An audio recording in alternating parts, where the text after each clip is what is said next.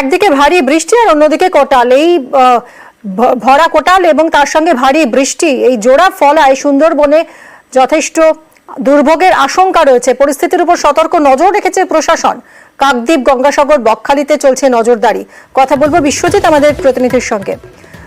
তার আগে এই মুহূর্তে আপনাদেরকে যে ছবি দেখাচ্ছি, প্রশাসন যথেষ্ট তৎপর। উপকূল এলাকায় মোতায়েন এসডিআরএফ, মহকুমা এবং ব্লকে ব্লকে কন্ট্রোল রুম খোলা হয়েছে। রক্তচক্ষু দেখাচ্ছে ভরা কোটাল আর তার সঙ্গে দোসর ভারী বৃষ্টি। এই দুয়ের জেরেই দুর্ভোগের আশঙ্কা রয়েছে সুন্দরবনে।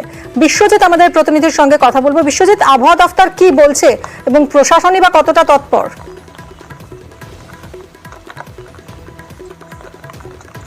হ্যাঁ দেখো, আবহাওয়া দপ্তরের পূর্বাভাস অনুযায়ী কিন্তু আজকে সকাল থেকে দফায় দফায় বৃষ্টি হয়ে চলেছে কাকদ্বীপ সহ উপকূলীয় এলাকাগুলিতে। স্বাভাবিকভাবে আজকের একদিকে এই বৃষ্টি এবং অন্যদিকে অমাবস্যার কোটাল জোড়া ফলায়, যেটা তুমি বলছিলে, একেবারে কিন্তু সেই পরিস্থিতি কিন্তু হতে চলেছে। কারণ একদিকে যদি জল বাড়ে এবং যদি বৃষ্টি প্রচুরভাবে হয়, এইভাবে যদি চলতে থাকে, তাহলে সুন্দরবন এলাকায় যে কাঁচা মাটির যে বাঁধ রয়েছে সেগুলো ক্ষতিগ্রস্ত হওয়ার আশঙ্কা রয়েছে। সেই মতো কিন্তু প্রশাসনের তরফ থেকে কিন্তু এই সমস্ত কাঁচা যে বেহাল মাটির বাঁধগুলি রয়েছে সেখানে কিন্তু নজরদারি করার কথা বলা হয়েছে।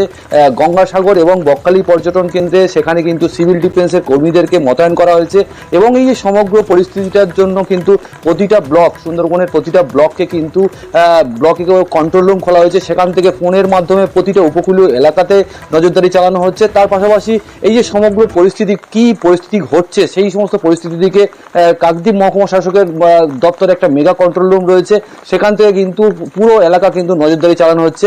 তবে স্থানীয় বাসিন্দারা একটু হলেও আতঙ্কিত হয়ে রয়েছে, কারণ একদিকে এই বৃষ্টি এবং অন্যদিকে অমাবস্যার কোটাল, দুয়ে মিলেমিশে কিন্তু একটা ক্ষতির আশঙ্কা করা হচ্ছে। তবে এই মুহূর্তে প্রশাসন তৎপর রয়েছে, পরিস্থিতির দিকে নজর রেখেছে। মিমি, ধন্যবাদ বিশ্বজিৎ। এই মুহূর্তে সেই ছবি আমরা দেখছি। উপকূল এলাকায় মোতায়েন রয়েছে এসডিআরএফ, কারণ অমাবস্যার কোটাল আর সেই সঙ্গে ভারী বৃষ্টি, এই জোড়া ফলায় দুর্ভোগের আশঙ্কা সুন্দরবনে। পরিস্থিতির উপর সতর্ক নজর প্রশাসনের।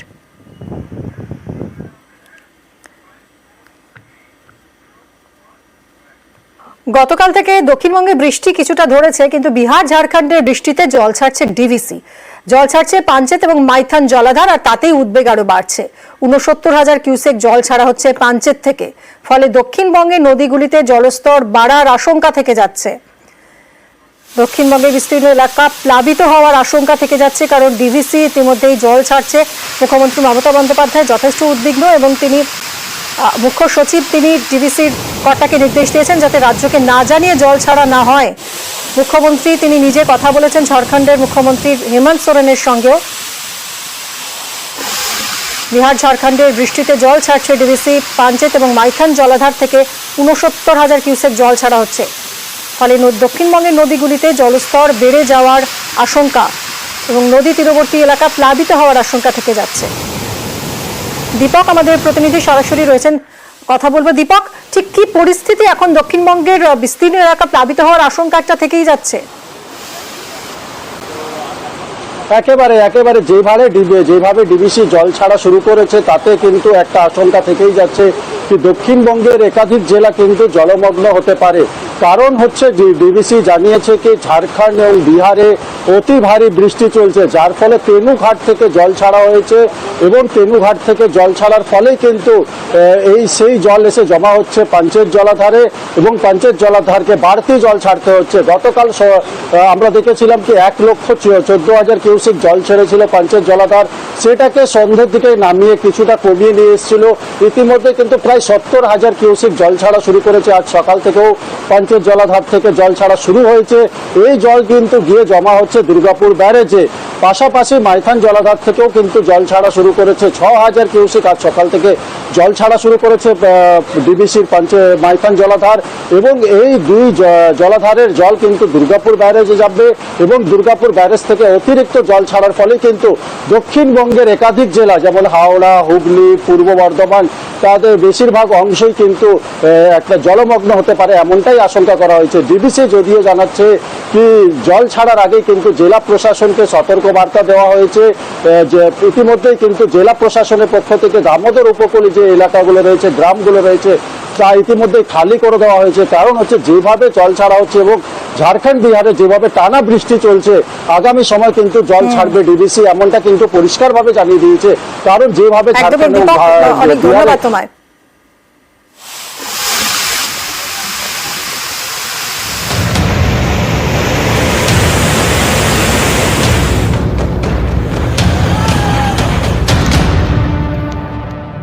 গত কয়েকদিন ধরে দক্ষিণবঙ্গে দফায় দফায় বৃষ্টি, এতে বিভিন্ন এলাকা জলমগ্ন। এর মধ্যে আবারও জল ছাড়ল ডিভিসি।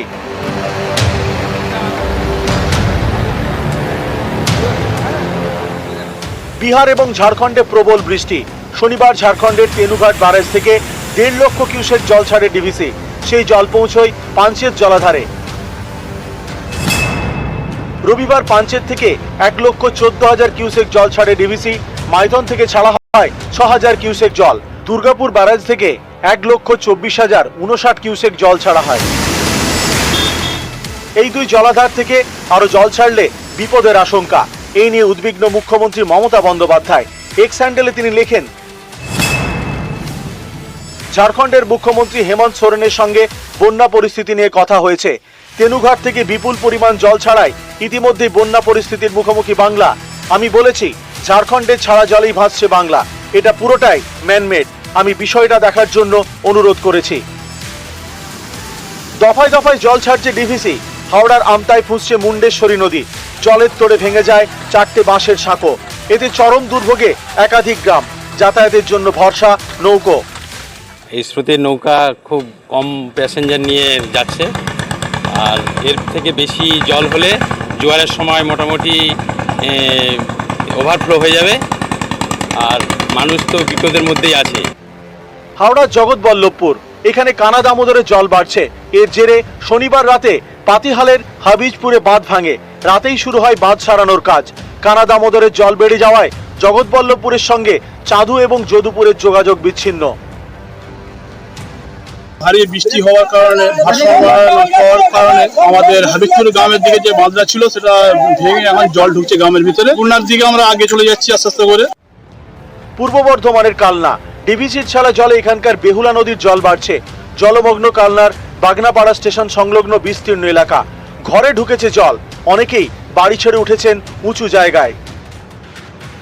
এরই মধ্যে আলিপুর আবহাওয়া দপ্তরের পূর্বাভাস, আগামী মঙ্গলবার থেকে দক্ষিণবঙ্গের বিভিন্ন জেলায় ভারী বৃষ্টি হতে পারে।